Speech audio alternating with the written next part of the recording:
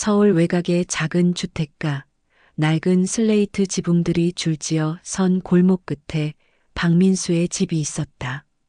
20평 남짓한 단층 집은 세월의 흔적을 고스란히 품고 있었다. 이 동네는 1980년대에 형성된 전형적인 서민 주택지로 좁은 골목길과 오래된 가로등이 어우러져 옛 추억을 불러일으키는 곳이었다.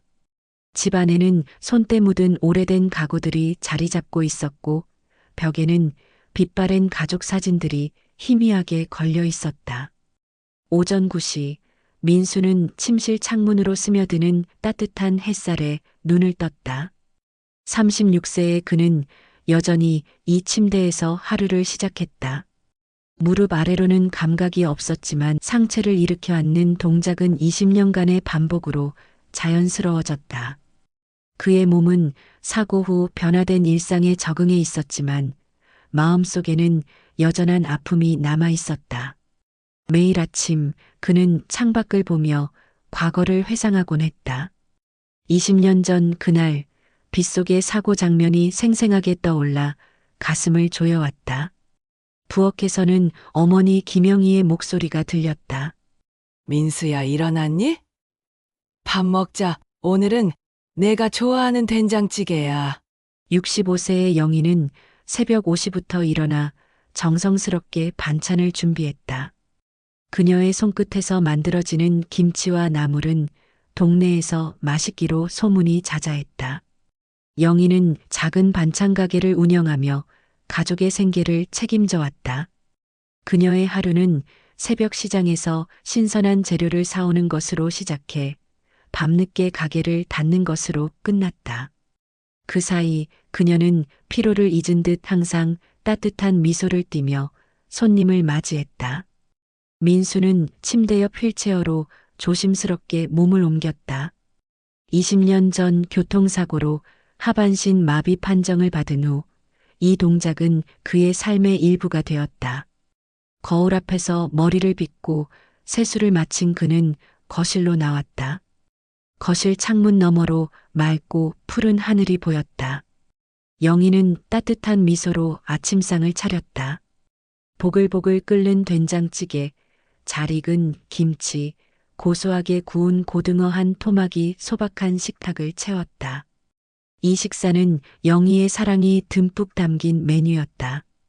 그녀는 민수가 좋아하는 음식을 기억하며 매일 메뉴를 고민했다.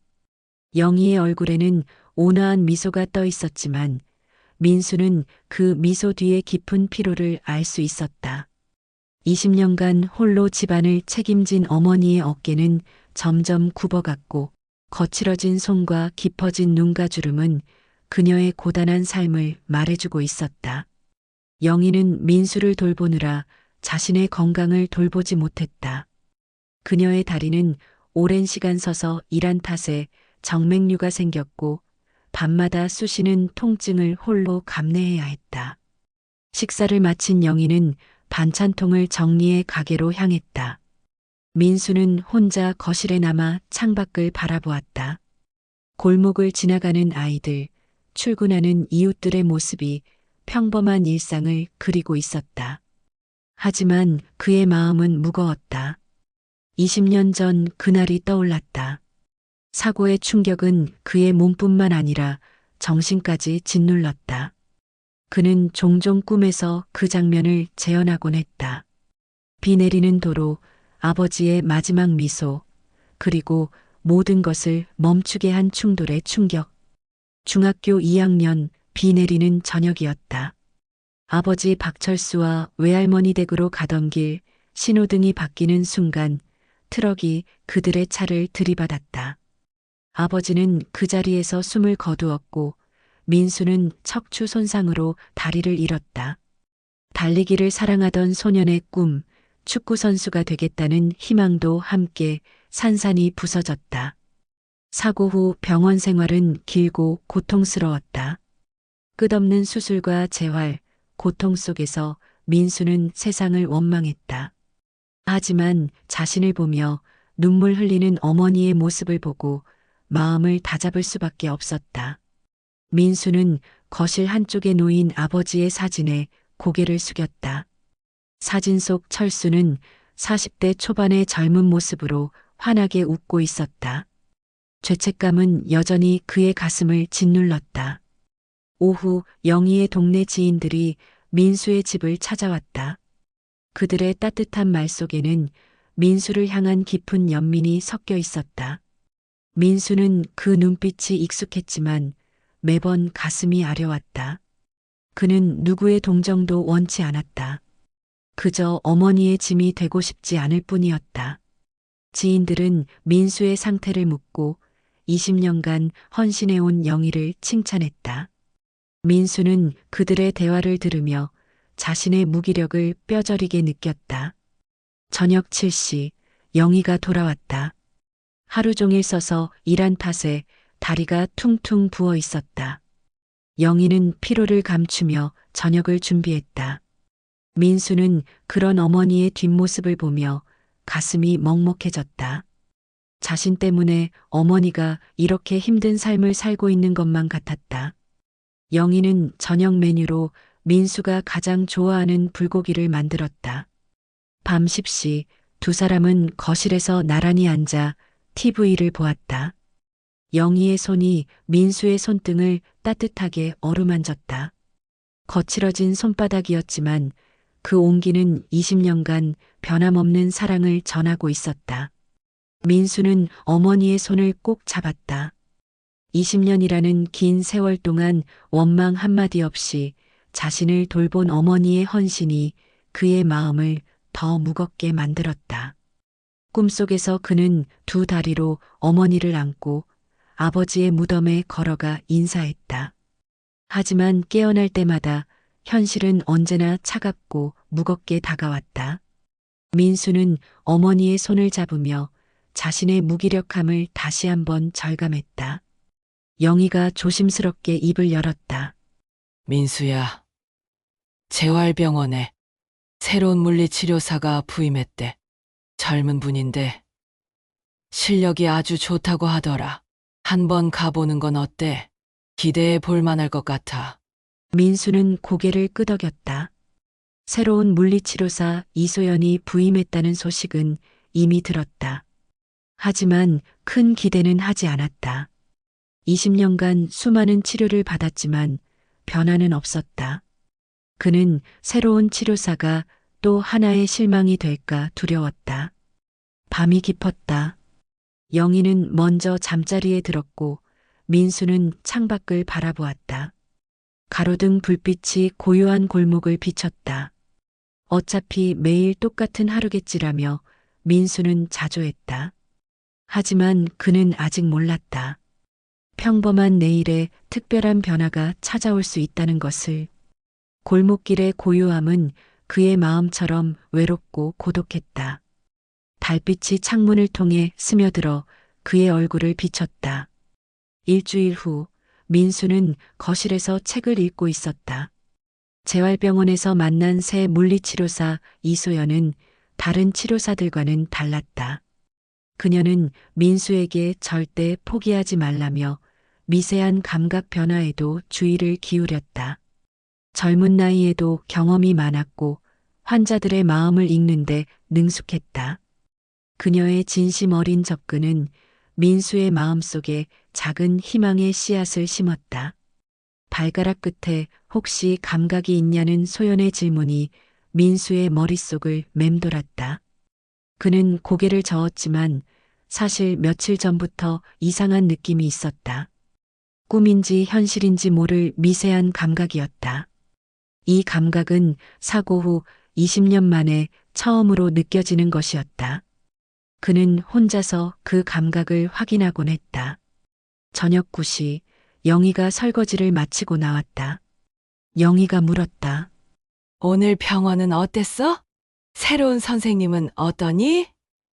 뭔가 변화가 느껴지니? 민수가 대답했다. 네, 괜찮아요.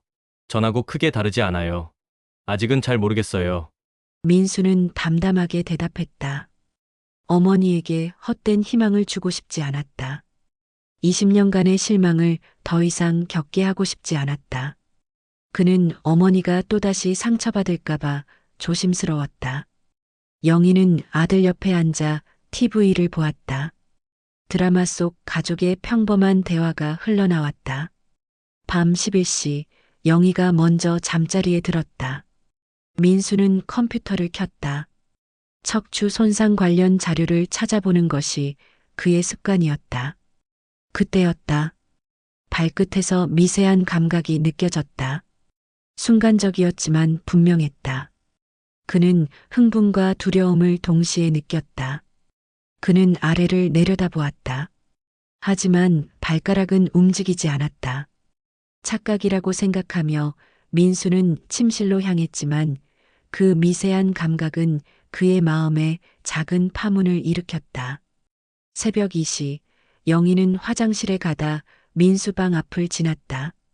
살짝 열린 문틈으로 민수가 발을 내려다보고 있는 모습이 보였다. 다시 보니 오른발 엄지발가락이 아주 미세하게 떨리고 있었다.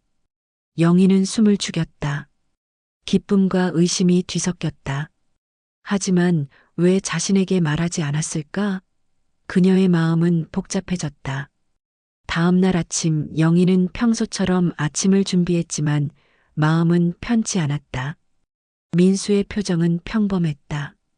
영희는 자신이 잘못 본 것인지 의심했다. 그녀는 하루를 시작하며 어젯밤의 장면을 계속해서 떠올렸다. 영희는 반찬 가게로 향했다. 하지만 하루 종일 어젯밤의 장면이 머릿속에서 떠나지 않았다. 기쁨과 불안이 뒤섞였다. 저녁 집으로 돌아온 영희는 일찍 잠자리에 들겠다고 했다. 하지만 잠들지 않았다. 민수방을 지켜보았다. 자정 무렵 민수방에서 불빛이 새어나왔다. 조심스럽게 문틈을 보니 민수가 다리를 내려다보고 있었다. 그의 발가락이 다시 미세하게 움직였다. 영희의 가슴이 쿵쾅거렸다. 기쁨과 서운함이 뒤섞였다. 왜 아들이 감각이 돌아온 것을 숨겼을까? 다음 날 아침 영희는 조용했다. 민수는 어머니의 변화를 눈치챘지만 묻지 못했다. 영희는 결심했다. 진실을 알아야겠다고. 오후 전자상가에 들러 소형 CCTV를 구입했다. 집에 돌아와 민수가 재활병원에 간 사이 CCTV를 설치했다. 민수방 입구가 보이는 각도였다. 저녁 민수가 돌아왔다. 식사 시간 미묘한 긴장이 흘렀다. 그날 밤 영희는 거실 소파에 앉아 CCTV 앱을 실행했다. 민수는 침실에서 뒤척였다. 조금만 더 확실해지면 엄마에게 말씀드려야지라며 그는 혼자 다짐했다. 민수는 돌아오는 감각을 확인하며 혼자만의 기쁨을 누렸다. 하지만 실패의 두려움으로 인해 어머니에게 말하지 못했다. 사흘째 밤 민수가 이불을 걷고 몸을 일으켰다. 침대를 짚고 서려는 모습이 화면에 잡혔다. 영희는 숨을 멈추고 지켜보았다. 민수가 몇 초간 서 있다가 주저앉았다. 숨이 거칠었다. 그는 얼굴을 손으로 감쌌다. 영희는 더 참을 수 없었다. 민수 방으로 향했다. 문이 열리자 민수는 휠체어에 앉아 있었다. 이마에는 식은땀이 맺혀 있었다. 영희의 목소리가 떨렸다. 민수야, 엄마한테 왜 얘기 안 했어? 내가 발끝에 감각이 돌아온 거. 왜 숨겼어? 민수의 얼굴이 하얗게 변했다. 엄마 어떻게 아셨어요? 언제부터 보신 거예요? 영희가 대답했다. 내 방에 CCTV 달았어. 내가 감각 돌아온 걸 혼자 감당하는 거. 더 이상 못 보겠어서. 왜 엄마한테 말 안 했니? 같이 기뻐할 수 있잖아. 민수가 말했다. 죄송해요. 엄마, 또다시 실망하실까 봐, 또다시 좌절하실까 봐. 제가 착각한 게 아닐까 무서워서요. 영희는 놀랐다. 아들이 혼자 얼마나 무거운 부담을 안고 있었을까. 그녀는 민수의 고통을 새삼 느꼈다. 영희가 말했다. 괜찮아, 민수야. 엄마는 내가 20년간 살아준 것만으로도 감사해. 너 혼자 감당하지 않아도 돼. 이제부터 같이 해보자. 민수가 대답했다.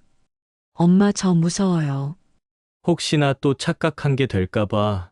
하지만 이제 말씀드릴게요. 조금씩 느껴져요. 영희는 민수를 끌어안았다. 20년 만에 이렇게 꼭 안아본 적은 없었다. 그녀의 품은 따뜻했고 민수는 그 안에서 깊은 위안을 느꼈다. 민수는 오랜만에 환한 미소를 지었다. 혼자가 아니라는 안도감이 온몸에 퍼졌다. 두 사람은 그 밤에 서로에게 닫았던 마음을 열고 진심을 나눴다. 다음 날 영희와 민수는 함께 재활병원에 갔다. 접수대 직원들이 놀란 표정으로 그들을 맞이했다. 평소 민수 혼자만 오던 병원에 어머니가 함께 온 것은 처음 있는 일이었다. 영희가 소연에게 말했다. 선생님, 민수가 발끝에 감각이 돌아왔다고 해요. 도와주세요. 어떤 치료가 필요할까요? 소연은 민수의 발에 전기 자극기구를 사용했다. 민수는 온 힘을 다해 발가락을 움직였다. 미세했지만 분명한 움직임이었다. 영희의 얼굴이 환하게 밝아졌다.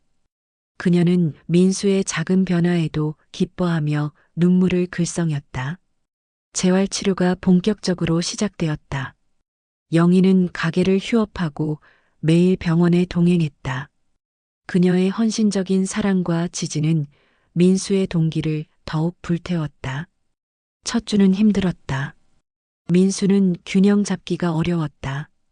평행봉을 잡고 서는 것만으로도 온몸이 땀으로 젖었다. 극심한 고통이 따랐지만 그럴 때마다 민수는 자신을 지켜보는 어머니의 시선을 느끼며 힘을 냈다. 둘째 주 민수는 평행봉을 잡고 몇 초간 균형을 잡고 설 수 있었다. 영희가 손뼉을 쳤다. 민수는 자신감을 얻었다. 이 순간은 그의 삶에 새로운 희망의 빛이었다. 셋째 주 민수는 보조기를 착용하고 걸음 연습을 시작했다. 워커를 짚고 한 걸음씩 조심스럽게 내디뎠다. 영희는 두 손을 모아 간절하게 지켜보았다. 민수의 목소리가 떨렸다.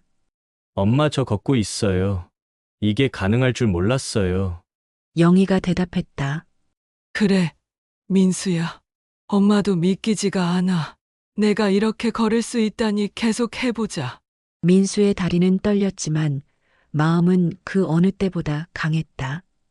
영희는 흐르는 눈물을 닦으며 아들에게 박수를 보냈다. 넷째 주 민수는 워커 없이 보조기만으로 설 수 있었다. 소연의 격려에 민수는 숨을 깊이 들이마시고 오른발을 내밀었다. 비틀거렸지만 넘어지지 않았다. 영희의 기쁨이 섞인 비명이 병원 복도에 울려 퍼졌다. 그녀는 민수를 끌어안았다. 20년간 꿈꿔온 순간이었다. 병원 직원들도 박수를 치며 두 사람의 기적 같은 재활 성공을 축하했다. 집으로 돌아와 두 사람은 아버지 사진 앞에 섰다. 민수가 말했다. 아버지, 저 걷게 됐어요. 엄마 덕분이에요. 이제는 제가 엄마를 지킬게요. 민수는 목이 메어 더 이상 말을 잇지 못했다.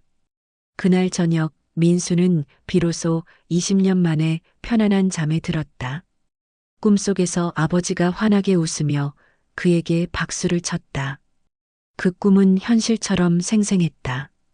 2년 후 민수는 지팡이 없이 천천히 걸을 수 있었다. 매일 동네를 한 바퀴 도는 것이 그의 일상이 되었다. 그의 걸음은 느렸지만 그 어떤 때보다 자유로웠다. 동네 사람들은 그의 변화를 진심으로 축하했다. 또 축하할 소식이 있었다. 민수와 소연과의 재활 과정에서 사랑이 싹튼 것이다.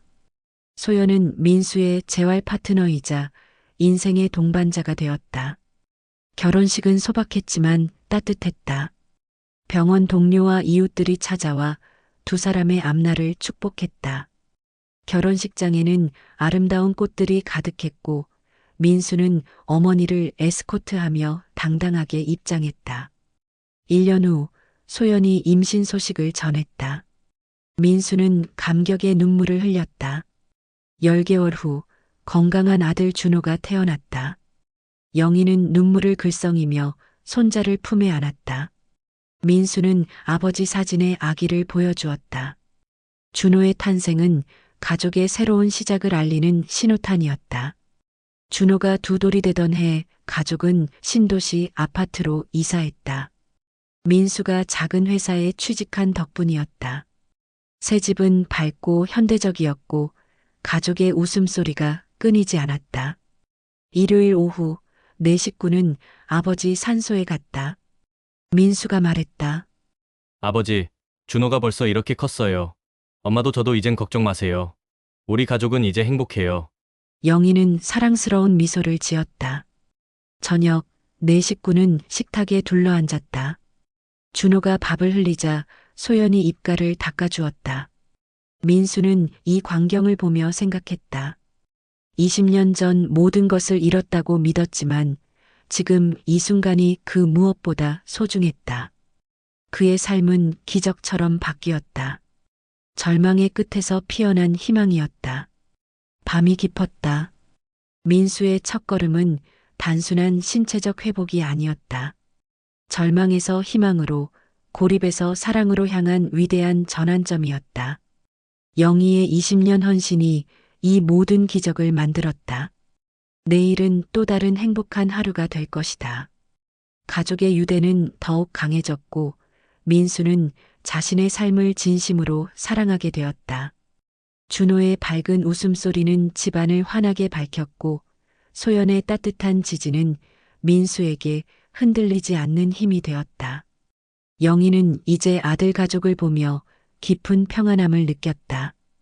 이 이야기는 헌신과 희망의 힘이 얼마나 위대한지를 보여주는 살아있는 증거였다.